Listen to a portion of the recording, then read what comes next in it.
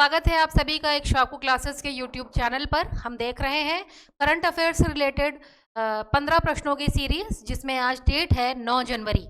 9 जनवरी का 15 प्रश्नों की सीरीज के बारे में बात करेंगे। तो आज आपकी स्क्रीन पर पहला प्रश्न कौन सा है वो देखेंगे। पहला प्रश्न है, वनडे क्रिकेट में सबसे तेज 100 विकेट लेने वाले तेज गेंदबाज कौन बने हैं। क्या पूछा गया है, वनडे क्रिकेट में ओडीआई में सबसे तेज विकेट, अर्थात इन्होंने कितने विकेट लिए हैं, 100 विकेट अभी तक ले चुके हैं। और क्या पूछा है, सबसे तेज गेंदबाज, तो वो है शाहीन अफरीदी। Option B Shaheen Afridi. और ये कहाँ के हैं, ये पाकिस्तान के हैं खिलाड़ी। इसके बाद प्रश्न नंबर 2, सेकंड क्वेश्चन पूछ रहा है, आईसीसी पुरुष क्रिकेट विश्व कप 2023 में प्लेयर ऑफ द टूर्नामेंट किस खिलाड़ी ने जीता है। आईसीसी पुरुष विश्व कप जो अभी हाल में ही हुआ है, उसमें प्लेयर ऑफ द टूर्नामेंट का खिताब किसने जीता है, तो वो जीता है विराट कोहली ने। विराट कोहली जो है वो player of the tournament ICC world cup में बने हैं। इसके बाद प्रश्न संख्या 3, भारत अंतर्राष्ट्रीय विज्ञान महोत्सव 2023 कहाँ आयोजित किया गया है। भारत अंतर्राष्ट्रीय विज्ञान महोत्सव, कौन सा अंतर्राष्ट्रीय विज्ञान महोत्सव, और कौन सा पूछा गया है 2023 में, वो कहाँ पे किया गया है, वो हरियाणा के फरीदाबाद में किया गया है। आयोजन इसका हरियाणा के फरीदाबाद में किया गया है। और इसकी जो अनाउंसिंग डेट थी वो 2023 है, लेकिन इसका आयोजन कब किया जाएगा, इसका आयोजन किया जाएगा 17 से 20 जनवरी 2024 में। मतलब इस वर्ष इसका आयोजन किया जाएगा विज्ञान महोत्सव का, और लेकिन इसका अनाउंसमेंट जो है वो 2023 में कर दिया जा चुका है। और ये अंतर्राष्ट्रीय विज्ञान महोत्सव जो है वो 9वां संस्करण है किसका, इस आयोजन, ये जो आयोजन है ये 9वां आयोजन किया जा रहा है फरीदाबाद में। इसके विषय की अगर बात करी जाए, इसका विषय या थीम क्या है, अंतर्राष्ट्रीय विज्ञान महोत्सव का थीम क्या है, तो इसका थीम है अमृत काल में विज्ञान और प्रौद्योगिकी का है सार्वजनिक लोक संपर्क। विज्ञान और,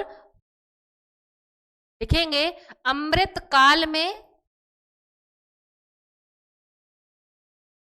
विज्ञान और प्रौद्योगिकी का,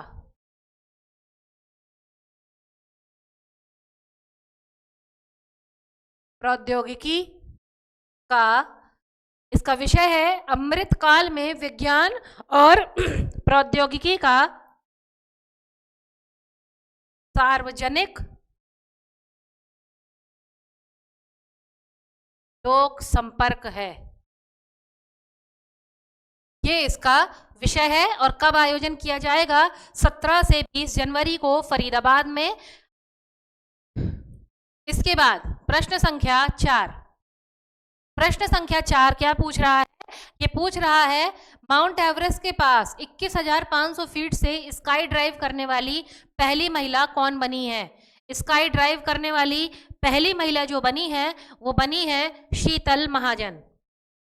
स्काई ड्राइव क्या होता है आप जानते होंगे। स्काई ड्राइव जो होता है वो पैराशूट से कूदना, पैराशूट लेकर के कूदना। और इन्होंने कितनी ऊंचाई से करी है, 21,500 फीट से इन्होंने स्काई ड्राइव करी है। और ये पहली महिला है जो इन्होंने सबसे ऊंची छलांग लगाई है, सबसे ऊंची स्काई ड्राइविंग की है।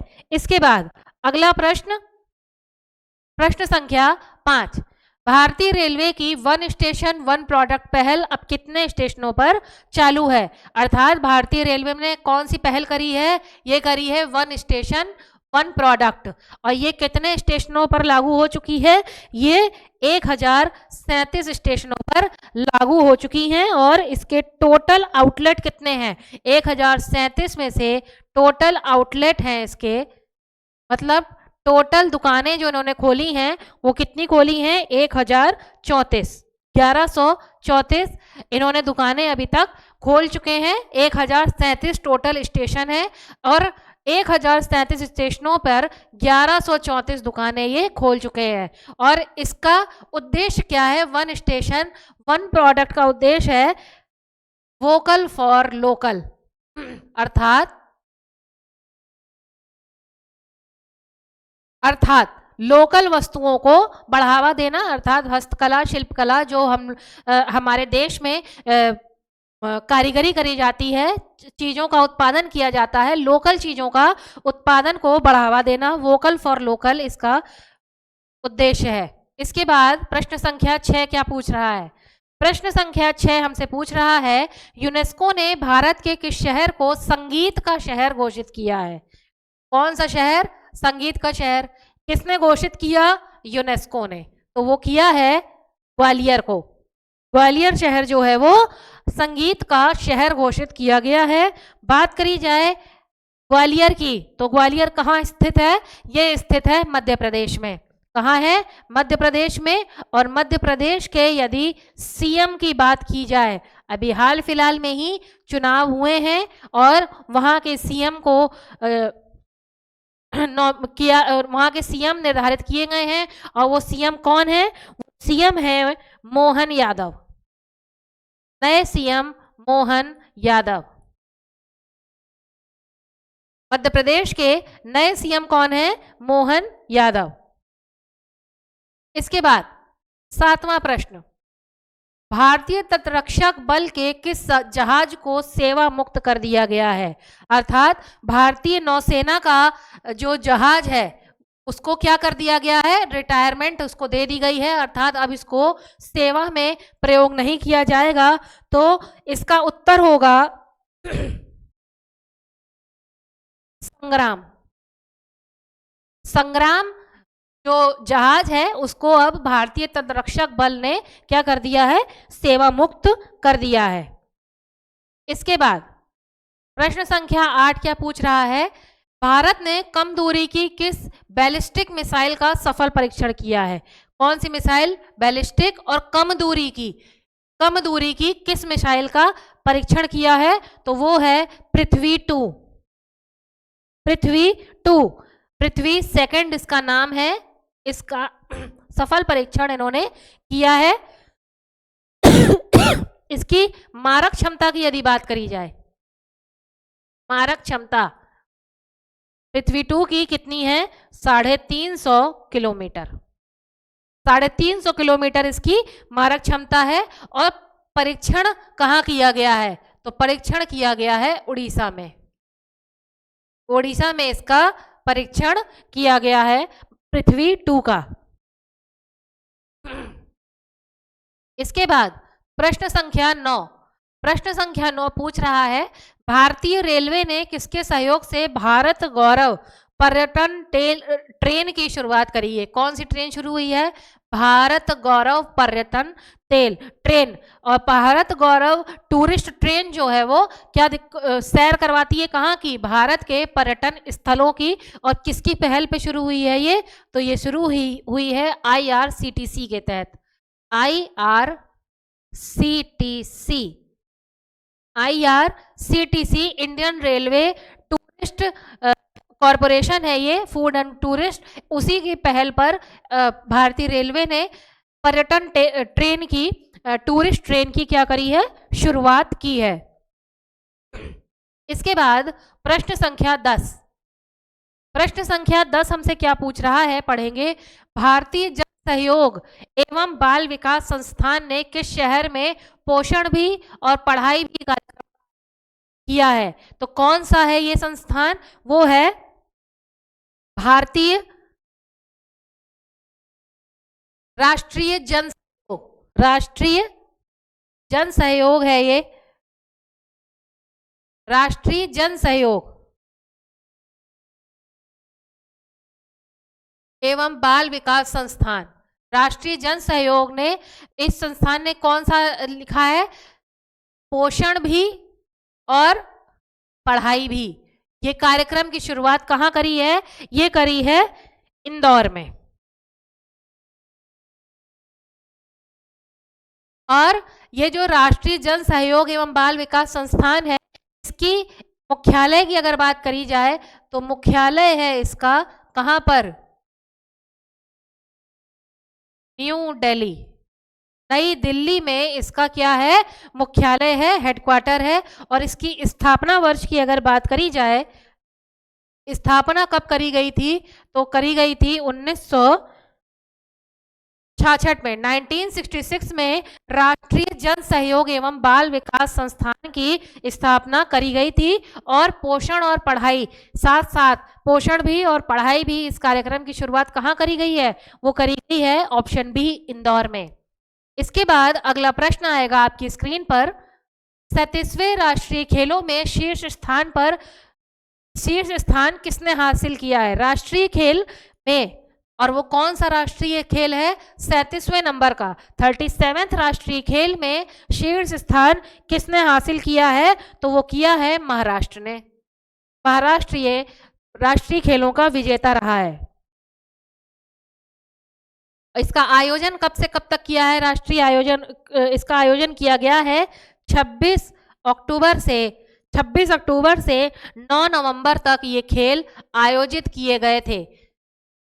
ये खेल 26 अक्टूबर से 9 नवंबर आयोजित किए गए थे, महाराष्ट्र ने जीता था। और इसकी मेजबानी किसने करी थी? मेजबानी करी थी इस खेल की गोवा ने, गोवा राज्य के द्वारा मेजबानी की गई थी। और कौन से स्टेडियम का यदि नाम पूछा जाए तो कहां पर ये खेल खेले गए हैं? तो वो खेले गए हैं फरतोदा फुटबॉल स्टेडियम। फरतोदा फुटबॉल स्टेडियम में 37वें राष्ट्रीय खेल खेले गए हैं, 37th नेशनल गेम्स खेले गए हैं। इसके बाद अगर 38वें की बात करी जाए, 38th राष्ट्रीय खेल, वो कहाँ खेले जाएंगे? तो वो खेले जाएंगे उत्तराखंड में। उत्तराखंड में खेले जाएंगे। और कब खेले जाएंगे? 2024 में, अर्थात इसी साल उत्तराखंड में खेले जाएंगे 38वां राष्ट्रीय खेल। और मेजबानी कौन करेगा? यूके करेगा, अर्थात यूके मतलब यूनाइटेड किंगडम नहीं, उत्तराखंड। उत्तराखंड आप इसको याद रखेंगे, उत्तराखंड। उत्तराखंड जो है वो इसकी मेजबानी करेगा। और मोस्ट प्रोबेबली हल्द्वानी में ये खेल खेले जाएंगे। इसके बाद 11वां के बाद अगला प्रश्न आता है आपकी स्क्रीन पर, क्वेश्चन नंबर 12। 8 नवंबर 2023 को दुनिया भर में मनाई गई विश्व रेडियोग्राफी दिवस की स्थापना की, विश्व रेडियोग्राफी की थीम क्या रखी गई है? कब मनाया जाता है विश्व रेडियोग्राफी दिवस? विश्व रेडियोग्राफी दिवस कब मनाया जाता है? तो मनाया जाता है 8 नवंबर को। और उसकी 2023 की थीम के बारे में पूछा है। 2023 की क्या पूछा है? थीम। तो इसमें ऑप्शन दिए हुए हैं 4 और इसमें उत्तर होगा option number B, celebrating patient safety, रोगी की सुरक्षा। सेलिब्रेटिंग पेशेंट सेफ्टी जो है वो रेडियोग्राफी दिवस की थीम को बनाई गई थी 2023 में। इसके बाद 13वां प्रश्न, वनडे विश्व कप इतिहास में सबसे तेज दोहरा लगाने वाले बल्लेबाज कौन बने हैं? वनडे क्रिकेट में सबसे तेज दोहरा मतलब 2 बार 2 सेंचुरी किसने लगाई है? वनडे क्रिकेट में 2 सेंचुरी लगाने वाले बल्लेबाज जो है वो कौन? Glenn Maxwell. ग्लेन मैक्सवेल जो है वो कहाँ के खिलाड़ी हैं? ऑस्ट्रेलिया के। ऑस्ट्रेलिया के ये क्या है? खिलाड़ी हैं। इनको क्या किया गया है? सबसे तेज शतक लगाने वाले बल्लेबाज का खिताब मिला है। इसके बाद प्रश्न संख्या 14, लॉन टेनिस में किस खिलाड़ी ने पेरिस मास्टर्स का खिताब अपने नाम किया है? तो पेरिस मास्टर्स का खिताब लॉन टेनिस खेल में किसने अपने नाम किया है? तो वो किया है ऑप्शन नंबर सी, नोवाक जोकोविच। नोवाक जोकोविच ने पेरिस मास्टर्स का खिताब जो है वो अपने नाम किया है, और ये किस खेल में लिया है इन्होंने? लॉन टेनिस में लिया है। और ये कहाँ के रहने वाले हैं? ये सर्बिया के रहने वाले हैं। अगर इनका निवास पूछा जाए या ये कहाँ के खिलाड़ी हैं, तो सर्बिया के ये खिलाड़ी हैं। इसके बाद आज का 9 जनवरी का लास्ट प्रश्न जो है वो 15th प्रश्न, आखिरी प्रश्न है आज का। किस राज्य सरकार ने हाल में ही प्रोजेक्ट डॉल्फिन को लागू करने का आदेश जारी किया है? कौन सा प्रोजेक्ट पूछ रहा है? Project dolphin. और बात कर रहा है राज्य सरकार की। राज्य सरकार में किसने हाल में ही प्रोजेक्ट को लागू करने का क्या किया है? लागू करने का ऑर्डर दिया है, तो वो दिया है ब्रुसेल्स ने। ब्रुसेल्स ने प्रोजेक्ट डॉल्फिन को लागू करने का क्या किया है? आदेश जारी किया है। इसके बाद आज का question of the day. Question of the day, हमने एक क्वेश्चन में बात करी थी यूनेस्को की। यूनेस्को की हमने क्वेश्चन नंबर मेरे ख्याल से 6 में बात करी थी। क्वेश्चन नंबर 6 में हमने यूनेस्को के बारे में बात की थी। तो यूनेस्को के हमें आप बताएंगे अध्यक्ष कौन है? यूनेस्को के अध्यक्ष का नाम आप मुझे कमेंट के माध्यम से बताएंगे। आशा है आज की क्लास आपको समझ में आई होगी। मिलेंगे 10 जनवरी के करंट अफेयर्स के 15 प्रश्नों की सीरीज के साथ।